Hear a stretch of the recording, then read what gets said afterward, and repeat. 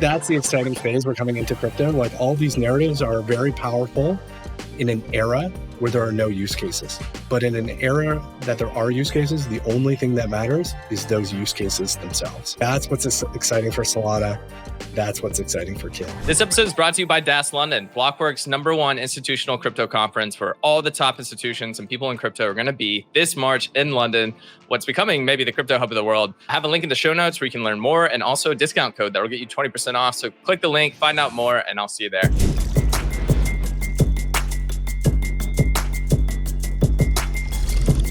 What's up, everybody? Welcome to another episode of Lightspeed. Today, we're joined by Ted Livingston, who is our first guest to come back on the podcast. I was listening to the first episode today, and it's one of my favorite that we've done to date. So everybody's got to go listen to that. Ted, it's a pleasure to have you back on the show. Awesome to be here. Yeah, well, I'm going to drive everyone to that last podcast we recorded, but I do want to go over your background and what you're working on today first before we get into a big announcement that Code has this morning. So Ted, maybe you can just talk a little bit about your journey with Kik and then Kin and now with Code. I know that's a lot there, but I know you can handle it. Yeah, we could start with that. I'll try to give the 2-minute version, maybe. The TLDR. Yeah, so I started on the entrepreneur journey, if you will, back in 2009. So it's actually going to be 15 years ago in January, which is pretty wild for me to think about. That's when I started Kik, built up Kik Messenger into one of the most popular apps in the world. Over 100 million users. That was amazing. In that journey, we were actually the first to build developer platforms. So we're the first chat app in the world to launch a native app platform in 2011, first chat app in the world to launch a web app platform in 2012, and then the first chat app in the Western world to launch chatbots in 2014. And, that's where Tencent, makers of WeChat, got really excited. I wrote this post 9 years ago now, the race to be the WeChat of the West. And they said to us, like, listen, we think this is a huge opportunity. And if anybody can do it, it's either you guys or Facebook. So they invested $50 million at $1 billion valuation. So super exciting journey. But as we moved to build this WeChat of the West, the challenge we ran into always was just plugging into the financial system. So much of WeChat is about paying for things, buying things, getting paid for things. The thing, though, we didn't appreciate is for WeChat, they really just have one market, which is China. Whereas if we wanted to build the WeChat of the West, there's dozens and dozens of countries that we'd want to support and interact with each other. And each of those countries has a different financial system with different rules. And it just made it absolutely impossible to plug into. And so this is where we thought crypto could be really exciting. And, almost in the way Kik went over the top and sort of replaced SMS by launching one app that the entire world could get at once. Could we do the same thing with self-custodial blockchain technology?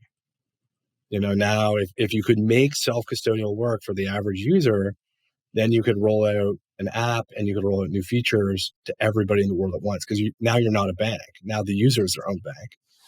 And so you can go over the top. And could that finally unlock the opportunity to build the WeChat of the West? So that was Kin. Build all this together. I love the name Kin.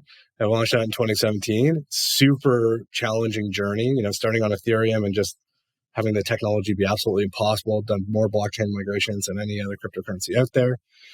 Also on the regulatory side, went through a huge battle with the SEC. Came out of that though. And then so got to the point where we finally got on Solana. That felt like finally we had the infrastructure we needed, the base L1 chain. And so I've been spending the last almost 3 years now building my payments platform on top of it with Code. Amazing. Yeah. So Kik, you hinted at this, but it was one of the fastest growing consumer apps ever. I might have these metrics wrong, but I think it's in 1 week, in 2 weeks, it went from 0 to 1 million people signed up. And in week 2 to 3, it went from 1 million to 2 million people. It's absolutely absurd. It was wild. And this is back in 2010 when people were still getting smartphones. It was absolutely wild.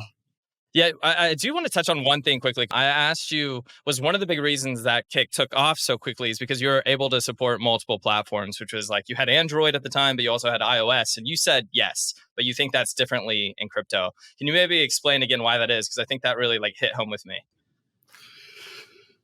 So a big part of what made Kik go viral was it was the first chat app that worked great for everybody, iPhone, Android, and at the time mattered BlackBerry. So that was a big part of it. And, the question is there a parallel there with blockchains? A lot of blockchain teams are pursuing, make a great experience for uses on Ethereum and Solana. I actually think it's a bit different because unlike back in the smartphone days when millions of average consumers were getting smartphones, today, no average consumer is using a blockchain. And so rather than try to support, a very small subset of sort of crypto enthusiasts or who are on Ethereum and crypto enthusiasts who are on Solana, we actually think the technology should be hidden from the user such that for the first time ever, we might actually be able to get those millions of users into a crypto experience that haven't been using it today.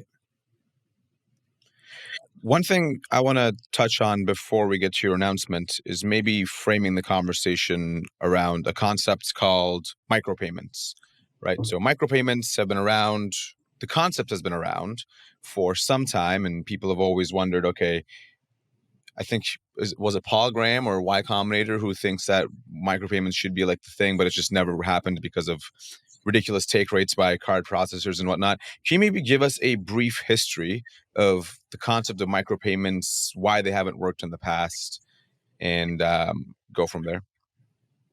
Totally. So let me start with micropayments, and then I can zoom out a bit into how that fits into the go-to-market options. So the context here is we built this amazing technology, and the question is, what problem can it solve uniquely that can't be solved by existing payment platforms like Stripe, Visa, etc. And so for a whole bunch of reasons, we think the best opportunity is in micropayments. Now, the idea of micropayments is not new. It's been around a long time. People have been talking about it for a long time, and yet it never seems to get there. It's always right around the corner. And so there's different schools of thought on this. Like some people are like, well, we haven't really had a great platform. On the other side, no, even if we did have a great platform, they just wouldn't work. And so what I did is when we started to think that micropayments was a good opportunity, I actually went on Google and I searched micropayments don't work. And I read the first 200 results. And what I realized is there's lots of theories and narratives for why micropayments won't work. There's too much overhead for the consumer to make such a small purchase, this reason or that reason. But the reality is we've never had an open payment platform that allows any developer to do micropayments. There's been attempts with, hey, download this newsreader app, and then publishers can sign up to put their articles in this app, and then users can buy a big balance and then buy articles one at a time. But then it's not an open payment platform. It's a newsreader app where maybe some publishers will post, maybe they won't. And so I think that's what's super exciting about what we're doing is for the first time ever in the history of the internet, you can charge anywhere from 5 cents to $1. Anyone in the world, super slick experience. And it's just a flat 1 penny per payment fee. And so we're pretty excited about that. I love one of your quotes that it's not what can we do better when you're talking about like the crypto space compared to something that's centralized. It's what can they not do that we can. And I think for you, like with Code, you started with digital cash, then you had like cash links, and those have caught on, and it's an amazing product. But you yourself have said it doesn't have product market fit, and that's where micropayments come into this. Totally. I think that's like super well said. Like we built digital paper cash, make crypto as simple as handing somebody a $5 bill. And people loved it. They're like, wow, this is the best we've ever seen. It's the first app you could ever use with your non-crypto friends. You use it with your mom or your brother or your college friend, whoever it might be. So people were super excited about it, but it didn't retain. And the reason it didn't retain is because it's not 10 times better than Venmo. It's 2 times worse. Because, you hand, $5 of crypto to your friend. They go, wow, that's amazing. And then they go, well, what can I do with it? And if the answer is like, oh, you can go through this crazy offboarding process and sign up and KYC and then get the money into your bank account and then you can spend it. Like, well, why wouldn't I just avoid all that and you just send it to me on Venmo? And so we thought it was super helpful to do peer-to-peer to sort of set the technology, the product, the constraints. But then from there, when it comes to go to market, we think it's about finding something that only crypto can do. And if you look at all the options, like what can Visa, Stripe, et cetera, not do, it's allowed developers to charge $1 or less. Yeah, I think this is super exciting and extremely under-discussed. I made a tweet about it, I think a few days ago, maybe a week or two ago, about how this just is something that's actually only possible on Solana because of $0.00025 fees. being actually feasible. And I'm actually somebody who reads a lot, and I have a lot of subscriptions and stuff that I forget about. And so if I had something like this where I can actually just read articles per microtransaction or whatnot, that'd be awesome. And so I'm pretty excited for it. I am curious exactly on maybe some of the technical folks listening, how it works at a high level. So there's the code app. I'm not sure if it ties into this. Like if I see an article, do I just point my phone at it and then unlock the article that way, or if there's something else going on? Yeah, so that's exactly right. It builds on the digital paper cash metaphor and the cash link metaphor. So if you go to an article on your desktop and the developer, the publisher has integrated code micropayments, you scroll down, you see a pay with code button, it pops up a digital paper receipt. So now instead of digital paper cash that you grab and you pull onto your phone, now it's a digital paper receipt that you grab and pull onto your phone.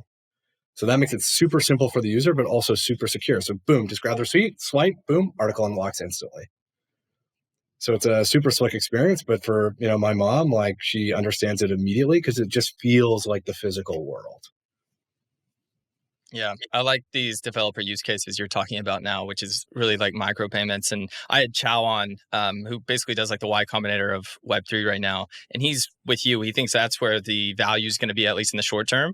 He's like, in the US, everyone's just going to use Venmo. I am curious, just from an adoption standpoint with code, do you see adoption on peer-to-peer mostly outside of the US, or is that where most of the adoption is? Because I would assume they could have real value there, because like Venmo may not exist in a lot of these other countries. The short answer is not really. We've had thousands of people download and create accounts and try out code, but very few retain, whether that's in the US or abroad. And this is actually an interesting thing, because we would say like, oh, in the US, like peer-to-peer solve, just use Venmo, but in these other countries, it's always in these other countries. But when you dig into it, no, they don't, they have their own payment tools in these other countries as well. They have their own incumbent financial institutions in these other countries as well. And they have their own corporations who don't want to allow crypto in because it impedes on their incumbent business. And so just like it's tricky to, off-ramp in the US, it's tricky to off-ramp in most of these other countries as well, to the point, actually, there's many African countries I found out where just using crypto is just illegal. It's not just difficult, it's actually illegal. So I think we've had this narrative for a long time of, well, maybe not peer-to-peer in the US, but maybe peer-to-peer to those other countries. But when you actually dig into it, the adoption in those other countries is actually quite low as well. And when you look into the incentives, it makes sense. They have their own incumbent institutions there too, who want to make the adoption of crypto as difficult as possible. So you have a product or solution here that's essentially something that wasn't possible before. It works great. It's smooth UX. And now I think probably the challenge will be, how do we get people to adopt this? And because it's not something that has existed before, and it requires a fundamental shift in how people think about billing models and business models, let's say, like from subscriptions to one-off and et cetera. And so you have to do some educating, and the marketing there needs to be very, very clear, and it's going to be an uphill battle. But if it does work, then it's going to work really great in my view. So I guess I'm curious, how do you think about the go-to-market here? What are some industries or verticals that you think benefit from this better than others? I think you nailed it. I think you described it perfectly. There's sort of pre-tipping point and post-tipping point. And pre-tipping point, it's very difficult to get it going. And post-tipping point, it can be just coming this massive runaway success. And so we're definitely pre-tipping point. And so the strategy there is almost two-sided. So on one side, working with the clear, obvious application of this, which to us is publishers.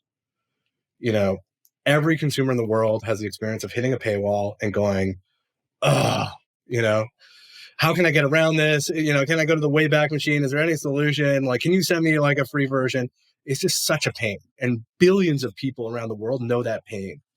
And so, yes, there are publishers who will say, well, I make subscription revenue. The Wall Street Journal is like, well, I convert people to subscription. And I would hate to cannibalize that. For the Wall Street Journal, we totally understand. But what about for everybody else? What about for all those publishers out there who would love to make money, don't want to do ads, don't want to be intrusive with data, but they don't have enough pull to sign up people up for a $10 a month reoccurring subscription. And so we think there's like a sweet spot in there of publishers who, probably starting with crypto publishers who want to try the bleeding edge, aren't able to get full subscription from most of their users today. And so by adding micropayments, it's both a cool experiment and it's not cannibalizing their existing business model. So I think that's half the strategy. And then the other half of the strategy is playing with new use cases. For example, we have a developer building a social use case, and he's had problems with spammers coming in, spamming the network, how to do all this work. Now he just says, "Oh, you want to create an account? That's 25 cents." And he says just eliminated all his challenges with spam. Because now it's like really code is providing that spam, anti-spam layer for him for free. And it's permissionless for him. It's global. And he gets, 24 of the 25 cents to his users. So I think it will be two. And then I'll add one more thing. It will also be a bit unpredictable. When the iPhone came out, famously, today, everybody has to have an iPhone app. Well, it wasn't always that way. Facebook famously said, we're not going to build an iPhone app. We're going to pursue the mobile web. And it wasn't until years later that they made a big shift to becoming mobile first. And really, people are like, oh, are they going to be able to catch up? So these things are unpredictable. I don't think a bunch of Apple executives sat around and when they thought of the categories of the first killer apps on the iPhone, they're like, you know what would be really great? Fart apps. That will be the thing that really gets this going. So it's unpredictable in the beginning, but you build a fart app, people go, wow, that's sort of funny, that's cool. And then developers say, I wonder if I could build something better. So it's both, you have a top-down side of the strategy with publishers, but also a bottom-up emergent side with developers, and just empowering them more and more and more to build better and better experiences. So one thing I've heard pushed back with micropayments is that you as a consumer, as a user, it's like a cognitive load that you're not used to, and that every transaction you make, you have to think do I want to pay 15 cents here? Do I want to pay 5 cents? And I think that's something that we'll see as this actually hits the market. But I do think an analogy that I'm making in my head that could happen is when you buy ad space on Facebook, you'll type in what type of audience you want to reach, how many people, and what's your return on ad spend that you're looking for. And then it just automates everything for you. I think eventually that would be pretty cool if this could happen with micropayments as well. Whereas I, as a user, almost have this budget that I set aside. And whether it's AI or something else, it actually unlocks all these articles automatically knowing what I'm looking for. It sounds a little complex, but I think that could be cool in the future. Totally. I think there'll be all sorts of things, as you said, this is only possible in Solana. That's the number one thing we hear from developers is I have all these ideas, but one thing is clear. I can't get this from any other platform. And I think that's the key. People say, they have these narratives. People have these narratives all the time that they, treat as fact, even though there are just narratives.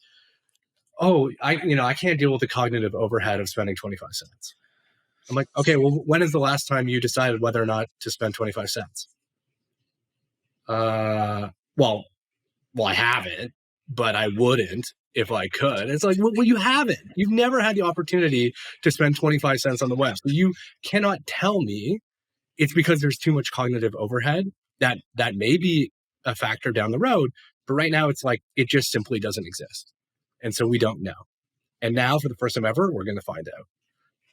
One thing I think could be quite interesting here is, and you already mentioned it briefly, is kind of an anti-spam mechanism where, for example, if you log into LinkedIn, I get so many random messages from so many useless, I don't want to say useless, but okay, yeah, useless kind of outreach.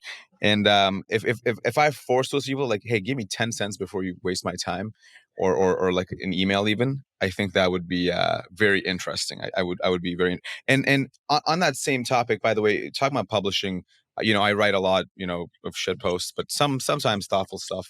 And it would be awesome if there was a platform where I could just start writing and not have to think about any of this. So I'm not sure if that's in the considerations, but if it did exist, I would use it instantly. So just FYI. So if we built that simple tool, can we sign you up as an early customer? Yes, 100%.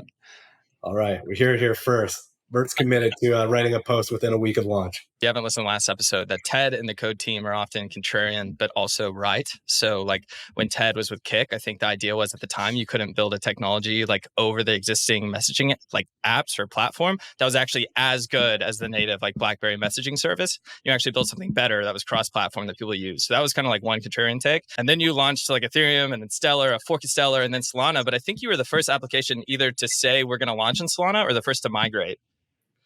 Yeah. Yeah, we have a long history of being contrarian and being right, not to have too much ego about that. It's more a function of our process of looking at all the options and working hard to find the win-win. But yeah, we were the first Web2 company to launch our own cryptocurrency in 2017. And we were the first cryptocurrency project to announce moving to Solana in 2020, early 2020. And this is back at the times like, what, Solana, that VC centralized chain, that's never going to work. We're like, listen, we've looked at all the options. We've evaluated all the technology. This is the least bad option is what we always look for, which is the best option. Every option has compromises, but this one has the fewest compromises. The speed, the vision for it, and how we get this thing to scale, we think this is going to be the best bet. And so we were the first project in the world to announce moving to Solana. Quick break to tell you about an upcoming event I promise you don't want to miss. It's Blockworks' biggest and best institutional conference called DAS London. It's a 2-day event happening in London this March, where we're going to have over 700 institutions, 130 speakers, and a couple thousand of us all under one roof. Crypto is in a position for the first time to actually onboard these institutions, and they're showing up. We have companies from BlackRock to Visa launching real products in the space. We have the real world asset narrative taking off. We have things like payments that have been exponentially growing. And then we have things like DePIN happening in the Solana ecosystem. There's a ton of capital right now in this institutional space. It's going to be coming on chain. It's going to completely change the industry. Whether you are an institution or you're a retail user or you just want to learn more about what's going on in the space, this conference is for you. You're going to be able to meet some of the best and smartest people in the space. The speaker lineup's absolutely incredible, and you'll get to hang out with me. But the best part is you actually get 20% off your ticket if you use Lightspeed20 when checking out. That's Lightspeed20. I put a link in the show notes. I recommend buying this today because one, you'll forget about it. Two, these ticket prices go up every single month. So anyways, I hope to see you there. Now let's get back to the show. While we're talking about announcements, I know you have an announcement, so let's have it. Yeah, so I think we're at a very exciting point in the sort of the story of code. We have Solana, which we feel is like the best layer one. I tweeted out yesterday that I think it's only a matter of time where Solana simply replaces Ethereum. I know that's contrarian, but it just feels like it's pretty much done at this point. So we'll see how that plays out. But we have Solana now. So we have that infrastructure. We have Kin. Kin is on Solana, so it has all that speed, but it's also fully decentralized and fully distributed. So there's no foundation and no inflation. So we're really excited with that. And then we have Code, a global payments platform to make it really magical, simple, and safe to use Kin. There's just been one challenge with that. Code has been closed source. We've been working away on this thing. We're super excited about it. We're super proud of it. But as a user, as a developer, you've had to trust us how it works behind the scenes. And so in our journey, we call it to follow through on the vision that Satoshi laid out all those years ago of a purely peer-to-peer version of electronic cash. We think it's critical that code be open source. And so what we're announcing today is that we're open sourcing all of code. All of the app, the iOS app and the Android app, the back end and everything in between. We're actually just doing a quick tally here before the call because we thought it could be a cool metric. It's looking about roughly 700,000 lines of code we've written that we're going to be open sourcing under an MIT license. So people can take it, contribute to it, fork it, do whatever they want with it. That's amazing. That is so cool. I think for people that are not developers or technical, when I think of crypto, I always thought everything was open source because if it's on a blockchain, you can read it, it's there, the contracts are there. So can you maybe explain how do closed source contracts even work on something like Solana? Like to me, it's like you have the Rust, it's a contract, everyone can read it, right? But that's not actually what's happening. And Solana is, whether that's still true, Mert, you might have some comments here, relatively known for having some closed source programs. And that's like a mentality that people are looking to actively change. Yeah, so I would say, so the smart contracts that code uses have always been open source. It's the application that runs on your phone. It's the software that runs in the back end that plugs into the application and plugs into those smart contracts that has been closed source. So all the major wallets today that we're aware of on Solana are closed source. You can't see the like lines of software for how they work. They're self-custodial, but they're full trust because you can't see how it actually works for yourself. Mm-hmm. Yeah. So probably a good sidetrack here just for a few seconds. The closed source narrative on Solana. So Garrett, to answer your question, Ted's right. It's the smart contracts. There's a distinction between the programs on chain and the applications, right? So when you use Phantom, most of what you're using is not actually a smart contract, if anything at all. It's just a pure application, but you don't know what the application is like. You don't know what kind of transaction it's going to initiate, how the transaction is structured, etc. And so the application is closed sourced. Smart contracts, it's kind of weird on Solana, but you basically build the contract and you have bytecode that gets deployed on chain. Now, you probably can't read the bytecode unless you're a cyborg. But if you know what the source was, you can kind of verifiably link those two things together and say, like, when I compile this code, it's going to result in this bytecode. And then that's usually what Ethereum has, where you have verifiable builds. On Solana, you kind of have that, but it's quite lacking. And a lot of DeFi protocols on Solana are open source, but you need to have that other step in there as well, which is verifiably linking those two together and saying, like, okay, this code on GitHub is actually what's on the chain. Anyways, so that's a little aside. One thing I'm curious about, Ted, is you also mentioned earlier, which is you guys were one of actually the first developer platforms really for like stuff like this, and open sourcing leads to a lot of interesting questions around business model, right? Especially in crypto. It's like, well, people are afraid to open source their code because they think somebody will fork it, slightly reduce the fees, and do some sort of vampire attack. How do you just think generally about open source business models, and what also made you guys go with this open source approach? Great question. Like I said earlier, when you evaluate options, there's always risk and reward. And so the three options here is, on one side, we could keep everything as closed source as possible. On the other end of the spectrum, we could open source everything. And then in between, there's a whole spectrum of open sourcing some stuff, but not others. As we work through those options, the risks with open sourcing are just like you said. Could people find flaws in the code?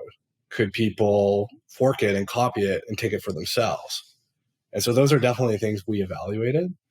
On the other side, though, we felt like the potential reward outweighed those risks. And mainly, on one side, it's building credibility for code. I think people, they look at the code app today and they're like, wow, that's a really simple, beautiful thing. And so they assume that the underlying infrastructure is probably simple as well. It's like, actually, no, there's over 700,000 lines of code that come together to make this simple experience work. I think people are going to be shocked how complex, sophisticated, and beautiful the underlying software code is that makes this app work. So that was the one thing. I was like, we really believe in this app. We really believe in what we're doing. And we should, put our money where our mouth is. If we think this should be trusted and we think this is beautiful, then let's put it out there and let's let people see. Now, we're not saying it's going to be perfect. No doubt people are going to find flaws, they're going to have critiques, they're going to have questions. But for us, that's almost the exciting part. That's what we're looking forward to. I told the team, like, listen, our hope is that people point out critiques and challenges and flaws with this code base, because it means then we're now working together to make it even better. And so we want to put our money where our mouth is, put it out there. But we also think it's like, if our goal is to, the mission of code is to make it compelling for the average person to control their own money, how can we say the average person is controlling their own money if they can't even see how it works? Or, there's nobody they can look to who they trust, who can evaluate for themselves how the code works. And so, yes, there's business model, but we just think this is an incredibly sophisticated system. Over time, no doubt people will take parts of it and try to copy parts of it. But this is like if somebody, the analogy I use is if there was all the parts for a Tesla, the thousands and thousands of parts for a Tesla sitting in the parking lot, could you put it together and build a car? Yeah, maybe eventually over time, but it's a lot more complex than that. So we think over time, and it keeps us honest. Like, we continue to build it out. We're going to look to take fees, on the micropayments. We take 1 penny per fee, but we think that will be worth it for developers. And, it's just like Solana. Yeah, there's costs using Solana. You could fork it and make it cheaper, but it's not worth the effort given that they're being fair with the fees. And so we think it's the same thing here. Yeah, I think it's absolutely the right play, especially when it involves the facilitation of money. Open source makes a big difference. And especially in an ecosystem that maybe isn't historically the best example of open source, more and more solid teams open sourcing their code is just a positive. You did mention about critiques. People, you want people to critique, right? That's a very valid reason for actually open sourcing as well. One of the critiques that you guys get, which I think is pretty stupid personally, is about using KIN instead of USDC for these payments. I really don't like that because, I don't understand why people think they should dictate what other people should use as tokens in their own applications. Like, if you don't want to use it, don't use it. If you want to use it, use it.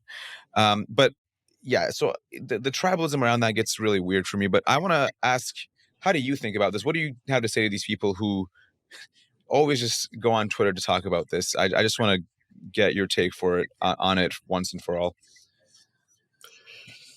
It's a great question. And if I were to respond in one line, it would be, do you subscribe to Satoshi's vision or not?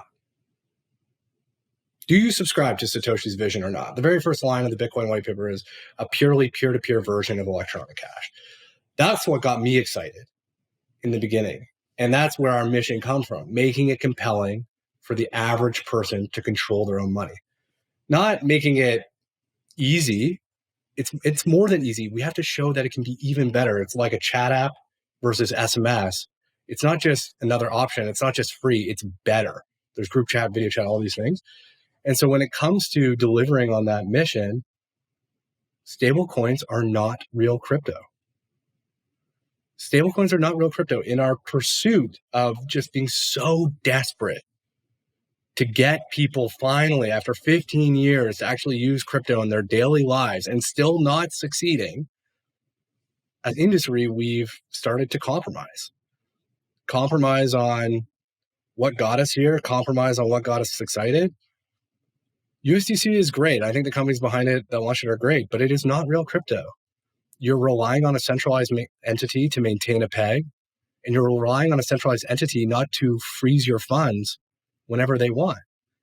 So what maybe that enables a compelling experience. And I get the whole argument. One of our values, seek to understand. I seek to understand. I get the argument of, well, the nice thing about USDC is it doesn't go down in value. I get that.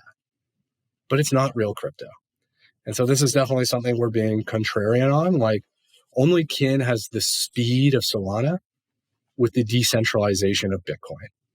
And we think there's something powerful and special there. And just like early Bitcoin miners got to share in the value that was created on the network, can users and developers and publishers share in the value of the creation that's built with this new global payments platform? And so we think there's something on one side more true to the vision, but also on the other side, something that could be very compelling as we get this going. Yeah, I agree with you there. And I have a few comments. It's interesting how people that are interested in DePIN don't say anything or make complaints. Why is DePIN not using USDC? It's like, no, they're using the token to create a network and they think it's better. It's more native. It's crypto specific. And that's the same thing with KIN. And also, if you use the code app, it's not that you have to say, I'm just going to send you 3 KIN. You can actually say, there's 20 plus currencies you can choose from, right? And it'll give you the equivalent. It's similar to if you're buying stock on some brokerage platform. You can actually say how many shares you want, or you can say how many dollars you want. It makes the experience really, really easy. Yeah, the average person, when we show them code, you hand them digital paper cash, their first reaction is, wow, that's amazing, wow. And then their first question is not, but why is it KIN? Because to your point, they don't even see KIN. It's like, hey, I just got $5 of KIN. I got $5. That's what it feels like. Their first question is not, but why is it KIN? That's a crypto industry insider question. Because there's all these narratives we could talk about around USDC and why there's not payments yet. The question instead is, what can I do with it? So it's almost like, which cryptocurrency to use, we think there's a ton of powerful things about Kin, but ultimately that question right now is irrelevant.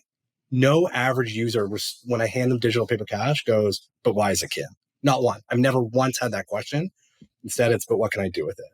And that's where we think micropayments are very powerful. And that's also where we think there's a powerful opportunity to use real crypto. No centralized entity maintaining the peg, because, if I have $1 today in my account and I want to spend 25 cents, does it really matter if I only have 90 cents in my account tomorrow or $1.20? It doesn't matter. I'm using it to use it now, not as a speculative investment. Yeah, that makes sense to me. And before we move on, maybe you can touch on, because you mentioned decentralization of Kin a few times now, and you guys have already sought or obtained regulatory clarity because you've been at this for a while now and you've gotten it, right? So there's some clarity there. So can you maybe talk about that for people who are just unfamiliar? Because I don't think many people know the story here. So we launched Kin. I am, quote unquote, the founder of Kin. Okay. And the reason why Kin is compelling to us, do we own a bit of Kin? Yeah, we own a bit of Kin, right? Obviously, just like Satoshi owns a bit of Bitcoin and Anatoly owns a bit of Sol. Of course that's there. But more importantly, we built it for ourselves. What would we want as a developer? And that's why today, it's super fast. It's on Solana. We were the first ones to get there of any other crypto project. We also don't want it to be beholden to some foundation. Oh, you get a grant, but you don't. Oh, let's pay all these people all this inflation, but we won't tell anybody about it, and all the sellers are going to have to hold it. No, we don't want that. We want it fully decentralized and fully distributed. I don't have to rely on anybody that they're going to print a bunch of money, blow a peg, or change the rules of the game. And so that's where we started building Kin, and we love the name Kin because it's all working together to create this better currency and this better future together. But all good things get attacked. So when we first launched Kik in 2010, we went 0 to 1 million users in 15 days, 1 million to 2 million users in 7 days. And what happened next? BlackBerry kicked us off their platform and sued us for patent infringement. And we lost 99% of our users over the next 3 weeks. That's a part of the story that's sometimes left out. We went from the #1 app across all the app stores to being totally forgotten in the space of 6 weeks. But, BlackBerry was afraid. Wait, I thought nobody would be able to do this, build it, this is our thing, this is how we sell BlackBerries. And so they wanted to punish the first one through the wall. But we built it back up. And 3-4 years later, I remember because I screenshot, I was sitting there waiting. It became the #1 free social app in the US once again. And so Kin went on a similar journey. We're the first Web2 company to launch a cryptocurrency. We did the absolute best we could with the rules as they were described. Hired the absolute best lawyers, tried to do everything, KYC'd everything, did all these things that nobody else was doing to try to be above board as possible. But once again, it was successful, but threatening. Almost $100 million, $98 million token sale. There's lots of token sales happening at the time, but the SEC came after us. And so they sued us for an illegal securities offering. And so it was actually absolutely devastating to the momentum of the cryptocurrency. No exchange could touch it. Developers had questions about it. It was brutal, devastating. Kin couldn't be the business model we needed to be for Kik. We ended up selling Kik Messenger in a fire sale because it was either that or just dump a bunch of Kin that the market could not support and would just hurt everybody. And so rather than hurt anybody, Kik did not sell a single Kin. It gave up its, first and only child, if you will, in a fire sale. But what it meant is we worked it through with the SEC, and the outcome was we agreed that the original sale of Kin was a securities offering, but that today and going forward, it was not. So, the past is the past, sort of like Ripple, fine. Something about what happened in 2017, that's okay. What's important to us is that we all agree that Kin is not a security today. And so when the SEC offered us that as a settlement, we took it. We were super excited about it. We paid a $5 million fine.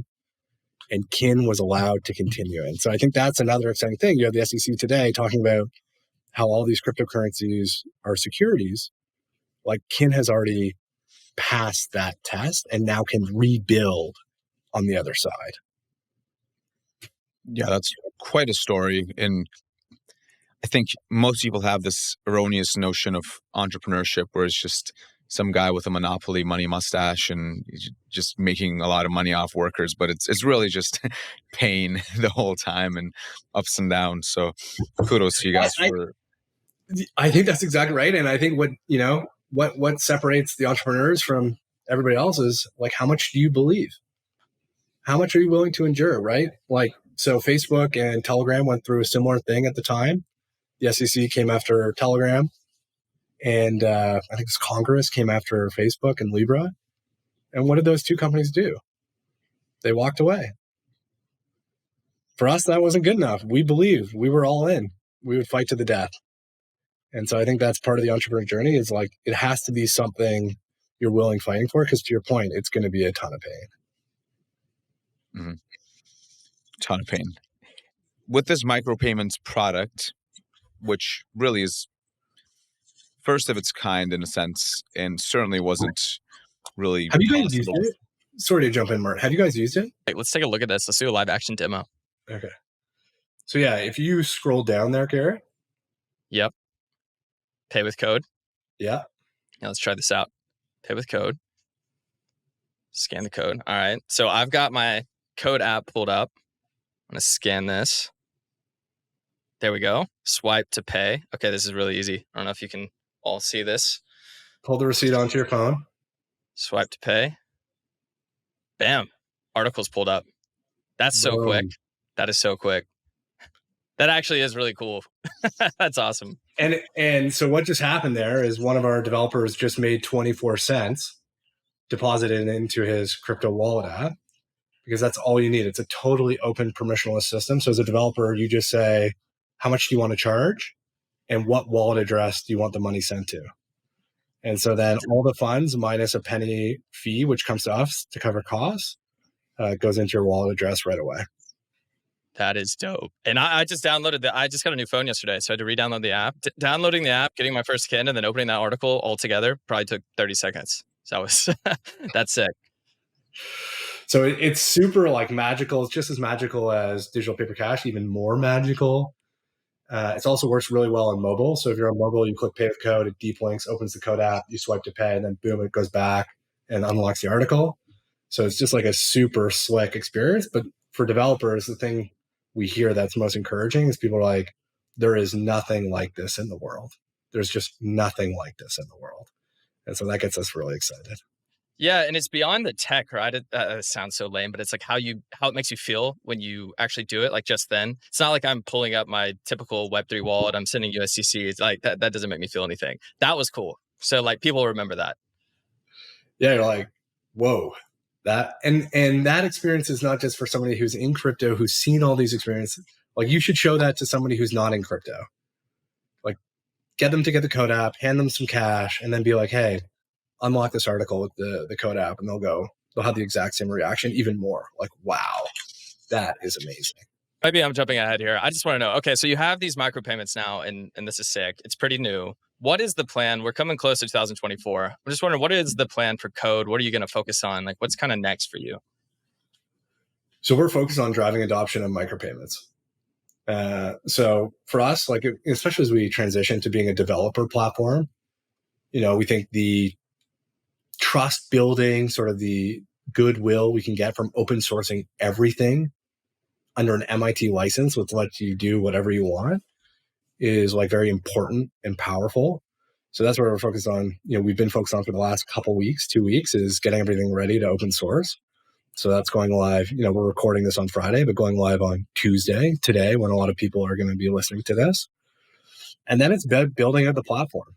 We're in the game with developers. People are excited about it. What else do they want? So for example, the next thing we're launching is notifications. So lots of these web developers saying, hey, I put this on my website, 25 cents to log in or 50 cents to get an article. Wow, that's amazing. But how do I get their attention again when I have my next article? or when the next tournament is starting or whatever it is. And we're like, great question. And we have a ton of experience on this with Kick, the native app, web app, and chatbot platform. Why don't we integrate chatbots? Like, why don't you just be able to, anybody you've paid, you can now send them a message. Hey, Ted, here's a new article. Hey, Ted, a new tournament is starting. And so that's the next feature we're launching for developers is notifications. And that's something that web developers just do not have today. That's an example. That's the next thing coming out. But just listening to developers, what do they want? How can we empower them? We have like a huge roadmap of features that we think are going to be just more and more powerful. And the advantage of this platform for developers is going to compound more and more and more. Awesome. Great to hear. That's, obviously one of my core missions is to make Solana the best experience for developers humanly possible. This will go a long way of helping that. While we're talking about that, I guess I'm curious at a high level for just any developer who might be listening to this, what is like the high level flow here? Like, do you have an SDK and you have obviously a developer platform? What is like? Is there like a component that's ready to build or just out of the box, and then I embed like maybe the content inside that component, and then you do the rest of the work? Or like, what is the high level kind of step by step flow for developers to incorporate this? So it's super simple. Like, as a developer, you grab the SDK, and basically what that will do is just put that pay with code button on your site. And then you just say, how much do you want to charge? Where do you want the money to go? And then you put in like a success URL. If they actually pay, where do you want to send them? Or a decline URL. If they decide they want to cancel, where do you want to send them? And that's pretty much it. Like, we've tried to make it as simple as possible for developers to get up and running with this. But as you said, like, we're going to build some apps ourselves to show what's possible, and maybe something in the publishing theme. Because again, like, we've built this amazing tech, 700,000 lines of code underneath that power all this with this beautiful, simple experience for developers on top. So it lets us build experiences really quickly as well. And so just like Apple, built a bunch of the first apps for the iPhone, we might try building some of the first apps for this platform as well. Mm-hmm. Yeah, I think that's a great idea. And just help me understand, what is the SDK like? Is it a React SDK? Is it pure JavaScript? How is kind of your go-to-market for developers there? It's a great question. This is where it gets like I get out of my depth a bit, and I expose that I haven't been coding since university. But the team has translated the SDK into a bunch of languages now, so you can go and see those. There'll be more to come. But yeah, we're trying to support all developers, whatever environment language you want to use. This might be a bit out there, Ted, but you know how Brave has tried to essentially pay people for their attention to look at advertising? Do you think micropayments will ever work like that? For example, if you had someone come read one of your articles, they unlocked it for 20 cents, and you have a new article, and to actually get them to check that out, you could almost put up a quest of sorts. It's like, hey, micropayment, 5 cents, unlock it for, opening and reading this article. I know that can probably be gamed. Just curious, do you think there's anything there? So if I play with it a bit, because I think it's a really interesting idea, because the other really compelling thing, so what can crypto do that nothing else can do? It's global, it's inexpensive, it's micropayments, all these things, but it can also do two-way payments.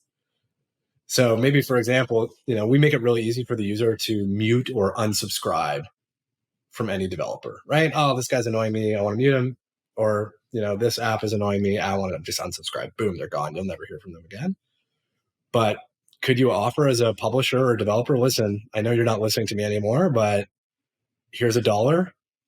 Please subscribe again, and here's why. So could you as a user set a threshold, to your point, for 10 cents, 15 cents, where you'll actually let people notify you and try to get your attention because they're paying you to do so. So we'll see. We think there's all sorts of interesting things in there. Ted, I'm curious how you think about doing like institutional partnerships, BD. You know how Polygon's really gone hard on getting like classic Web2 companies and brands. Do you think that's something that Code would focus on? Do you think there's a lot of value to that in crypto right now? Initially, no. Over time, yes. Okay. Whenever you're launching a new platform, it's almost a fool's errand to try to work with big companies. Yeah, if you throw a ton of money their way, they'll take it. Sure. If you just want a name on a press release and you throw a bunch of money, you can get them to do that.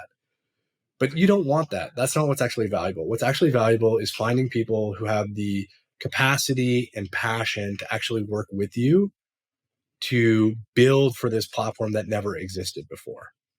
And so that's where we think, on the publishing side, yeah, maybe we'll work with some bigger brands, not the top brands because they're already making a ton of money from subscriptions, but sort of the 80% down, if you will, because I think this is going to be super powerful for them and it's a super simple experience. But on the developer side, it's futile to try to work with big gaming studios. They'll take your money and then they'll probably never think about it again because they're busy and they're bureaucratic and they're slow and they're risk adverse. Much better to start by working with those passionate indie developers to show these use cases, show to the world. And then it's great for them. They're early to a new platform and can build momentum. And then it's also great for everybody else. And again, I think this is where the idea of using a cryptocurrency like Kin is very powerful. Just like being an early miner on Bitcoin, these early developers on the Code Payments platform are getting Kin. And today that Kin is pretty inexpensive. But just like the miners, if more and more people start using Bitcoin, Bitcoin becomes more valuable. If more and more developers start using Kin, Kin becomes more valuable. And so I think it's like a super empowering thing. It's almost setting up the strategy to focus on and work with those indie developers, get them to help show the rest of the world what you can do with this. But unlike other platforms of the past, Facebook owns all the top apps on iPhone, not the indie developers. So unlike those platforms in the past, actually have them share in the economic upside as well. And we think that is just super powerful. And one of our values, we work hard to find the win-win. We get excited about that as a win-win. Yeah, the bottoms up versus top down approach and go to market and partnerships is an interesting point, a good parallel to kind of what Solana has done versus some of its competitors who've maybe landed some of the bigger brand partnerships who actually have announced their sunsetting. So it seems like what you're saying has basically turned out to be true in empirical evidence. So that's pretty cool. And maybe talking about Solana now, obviously since you guys have started, Solana has been up and down, and for the past year at least, it's been mostly down in terms of sentiment and activity. But now you're seeing maybe a resurgence. Actually, not maybe, definitely a resurgence. I was actually looking at the Block Explorer and it was exceeding 1,000 transactions per second non-voting, which is pretty crazy. And you guys have been through it all. So I guess I'm curious, what do you make of, because, you guys obviously have some contrarian ideas as we've seen in this episode. What do you make of the entire crypto landscape right now? Like, you have Blast launching a new L2, which is not even an L2, it's a bridge with, it's a multi-sig and maybe Ponzi level marketing schemes. A lot of new L2s being launched. Solana kind of Fire Dancer coming out. There's just so much going on, I guess. How do you guys at Kin or Code think about the crypto landscape internally? It's only a matter of time. It's only a saying my grandmother would say to me is, don't worry, Ted, the cream always rises to the top. It just takes some time. And I think we're seeing the same thing playing out here in crypto. Like crypto, because there's so much money at stake, there's such tribal nature because of that. And all these narratives get produced. It's going to take time for people to realize what actually is the cream and for that cream to rise to the top. And so that's, I have never wavered once in my belief of Solana because it's sort of what we saw in Solana when we were looking at all the options back in 2019 is sort of what developers are saying they see today in the Code Payments platform.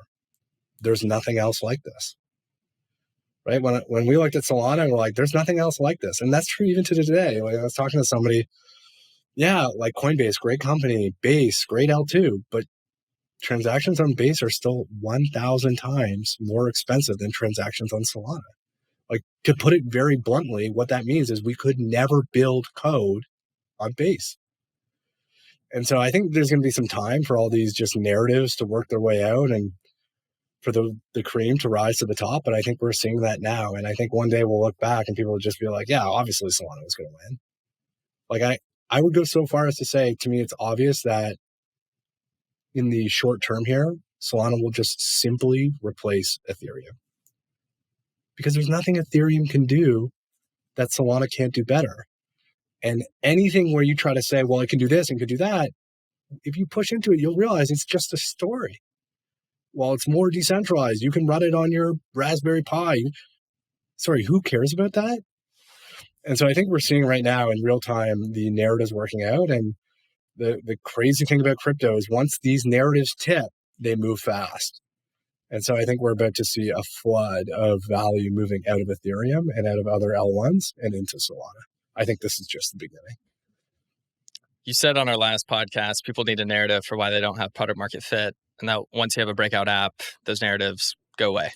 They evaporate. I thought that was that hit home pretty hard. I do think an interesting thing about code is that it's an L2 of sorts on Solana. You use durable nonces, you have these time blocks, etc. It's pretty technically complicated, at least when I was trying to read about it. You'll hear Mert will actually put out on Twitter like, hey, if we need L2s, they should use Solana as the base layer. Like, why would you not have an optimized base layer? But L2s aren't really a thing on Solana, except Code is maybe the one project I know at least that says like we have an L2 on Solana. So I'm just curious, is that really just a Code unique thing, or do you expect to see other projects do the same? I think if you want to deliver experience like Code delivers today, you need it, but that the need for that to deliver that type of experience will go down with time. Okay. Like we're building for Solana at a point in time, and the outcome of ending up building an L2, which by the way, we didn't even call it an L2 until 2 years later when we realized it just looked a lot like the Ethereum L2s. And, that was not the intent. It's just sort of how it all ended up. But, it started very simply. I sign up for Code. You sign up for Code, Garrett. I try to hand you $5 of digital paper cash. Transaction fails. Why did the transaction fail? It's because your account hasn't been finalized yet on the blockchain. So what do? We tell Ted, whoa, that failed. Just wait for a while and try again. It's like, well, then it's not cash, right? Cash doesn't fail. So we needed to be able to queue up transactions. We need to be able to say, okay, Garrett's created 12 words on his device. And so he signed a transaction, we submitted a transaction to create that account, pay the rent on the blockchain. But now he also has a transaction queued up from Ted to give him that $5 of digital paper cash. Submit the first one, make sure it fully confirms on the blockchain, then play out the second one, submit the second one. And so that's where it all began, is just that very simple need of being able to onboard people really quickly. Boom, you have an account, boom, you have cash. So that's where it began. But once we had that system, we started to be able to realize we could do all sorts of interesting things. That's where the privacy system came from. Instead of sending Garrett $5 of digital paper cash, what if we send him, I'll take a different number to make the analogy more obvious. Instead of sending him $5.42, where then it's going to be clear. I'm just going to look on the blockchain for $5.42. Oh, that's Ted. Look how much money he has.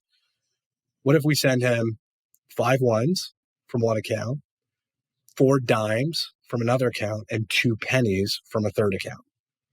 Because there's lots of people sending 4 ones. There's lots of people, or 5 ones. There's lots of people sending 4 dimes. There's lots of people sending 2 pennies, just to give you a simplest version of the analogy. So now we have 3 transactions laddering up into one payment in that analogy. And again, our sequencer lets us schedule all those things and submit them.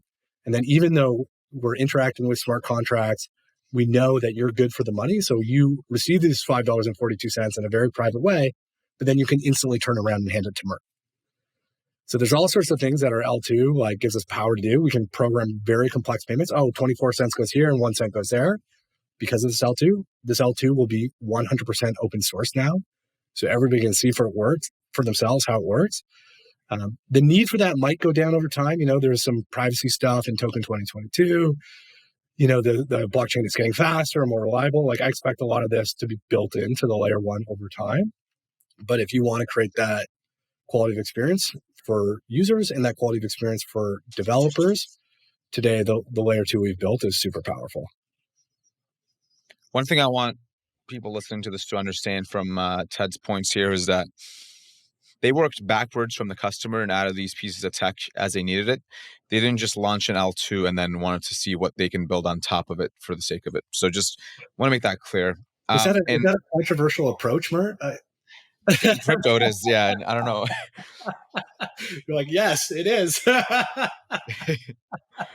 I was gonna say, yeah. So with regards to your point, Garrett, about L2s on Solana, so the fundamental thing here that's being optimized is kind of finality, right? Like when you make a payment in TradFi, let's say with Venmo, I mean, it doesn't move in your bank, right? It moves in the records of the Venmo, and then it gets settled after.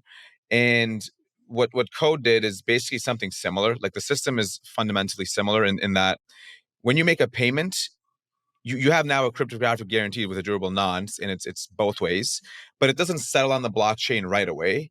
Now, because it just doesn't have to. I mean, you can if you want, but that's going to be like 400 milliseconds, which for the purpose of payments maybe isn't so sufficient. And it talks of it being 200 milliseconds.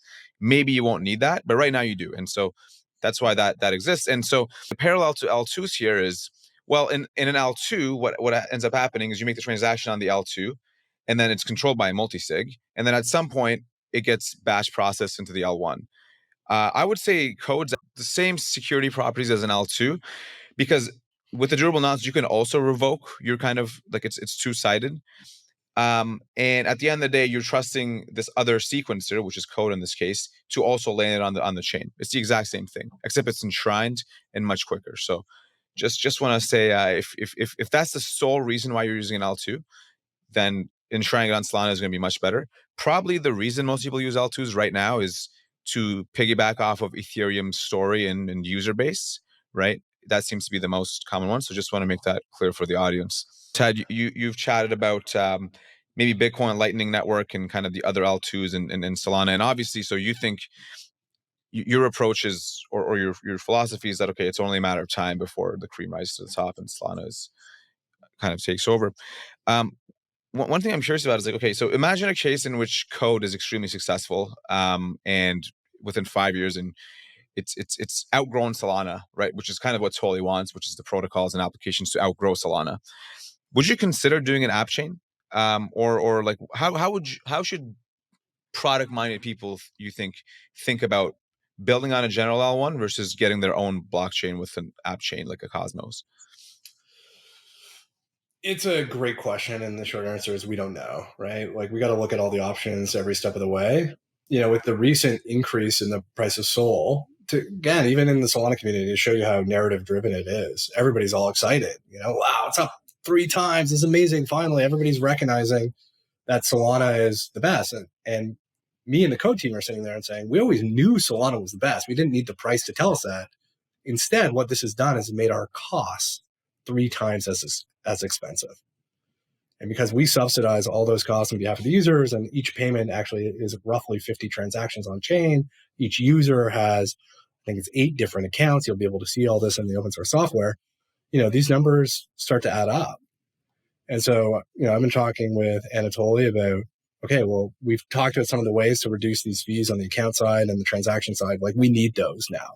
You know, we don't need them, but if it goes up another 10x, which I think maybe it will, obviously not financial advice, who knows? But then for developers at some point, this becomes, you know, we're back to the beginning. Transactions are super expensive today.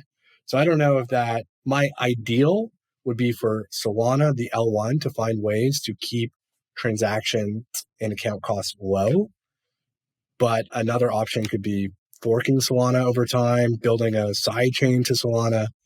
We'll see, but I would personally much prefer not to have to go down that road. That's actually what we did do with Stellar, right? We spun up our own fork of Stellar. That gives you lots of control, but it's also lots of overhead. So we do what we're best at, let Anatoly and the team do what they're best at. So I'm really hoping that they can find ways to keep costs down over time such that we can stay on the main L1 chain. Yeah, it's interesting. It's probably reductive to put it like in this equation, but it's almost like your profit margin that you're making as Code being related to Solana. Like, does the price of Solana go up also drive a lot more volume through, you know, Code, and then Kin is used more and the value's going up, et cetera. So like for every, you know, your fees go up 3 times on Solana, but is your profit from Kin and just what's going on in Code, is that going up 10 times? You're like, okay, well, that's worth it. But at some point, maybe that's not the case. So yeah, it'll be really interesting to see how that plays out. Yeah, totally. All right, Ted, I got one more question for you maybe before we close up. Last time we talked a little bit about Bitcoin and L2s on Bitcoin. I'm just curious, has your thesis on Bitcoin changed, or what do you think about Bitcoin recently? Great question. Like Bitcoin is what got us excited all those years ago.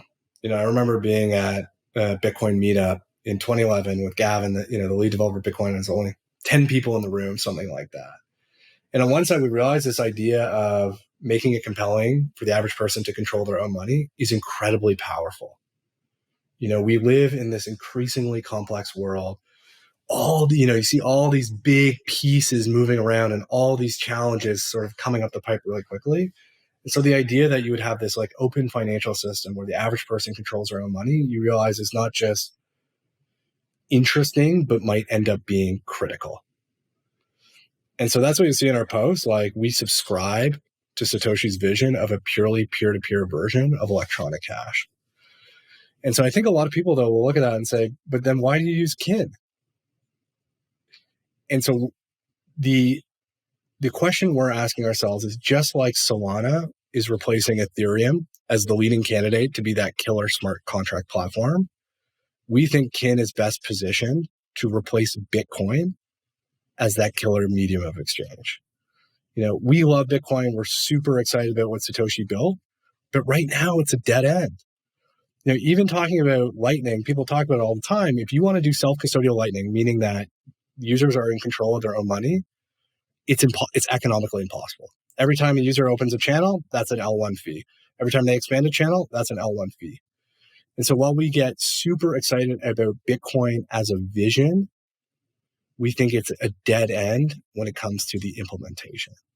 And so maybe one thing I'll say here at the end is, if the vision of Bitcoin gets you excited, then we implore you to look at the open source code we've released, the 700,000 lines, get in there, help us build it with us, because we think you'll see that just like that early version of Bitcoin, when it got open source, got a bunch of people excited. We think if you look at the open source stuff we've built, you might just get equally excited as well. And, kin is the only cryptocurrency with the speed of Solana and the decentralization of Bitcoin.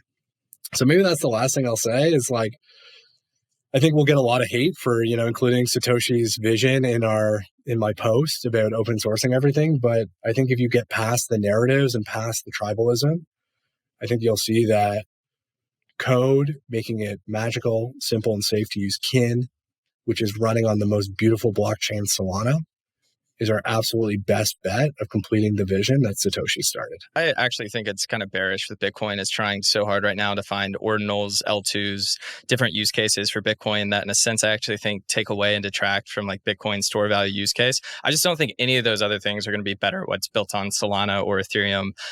Maybe it's nice in the midterm to have those fees spike up. I just don't see in the long term how that's actually good. It's almost like you lost your one word that describes Bitcoin, which is or two words, digital gold. And now it's trying to be all these different things. Well, this is the interesting thing about Bitcoin, right? Again, coming back to narratives, people are oh, Bitcoin is the best store of value. It's the best digital gold. Is it? Why is it? Well, nobody's ever asked me that before. Let me see. It's because it's the most decentralized. I'm so you're telling me if I have cryptocurrency on the Solana blockchain that somebody could take that from me? How would that work? Well, I guess we'd have to go to the 1,000+ validators and get them to collude to block your transactions. I guess we can't actually take your money because, 12 words on Solana are just as good as 12 words on Bitcoin. And so pretty quickly you realize even the store of value narrative is just that. It's just a narrative.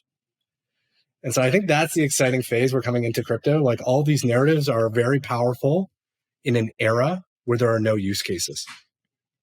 But in an era that there are use cases, the only thing that matters is those use cases themselves. And I think that's what's exciting for Solana. That's what's exciting for kin. So 2024 is going to be one exciting year. That is a beautiful way to end the conversation, Ted. Ted, thank you so much for joining us again. Like I said, the first guest to come on twice, and that's for a reason. So everybody, you got to go check out the first episode. It's crazy. We go into the full history of Ted's career and also code, and this was beautiful as well. I'm really excited about code going fully open source. It's not only amazing for code itself, but I also think it'll set hopefully a precedence for other programs and projects in Solana and outside of Solana. Awesome. Thanks for having me, guys. Great chat as always. All right, I've got a little ending note here. First, thank you so much for listening to the full episode. If you really liked it, hit subscribe. But secondly, make sure you sign up for DAS. This is Blockworks' biggest institutional conference happening in London in March. I've included a link in the show notes and also a discount code. Get 20% off. Make sure to use Lightspeed20 when you sign up. All right, I'll see you there, and I'll see you next time on Lightspeed.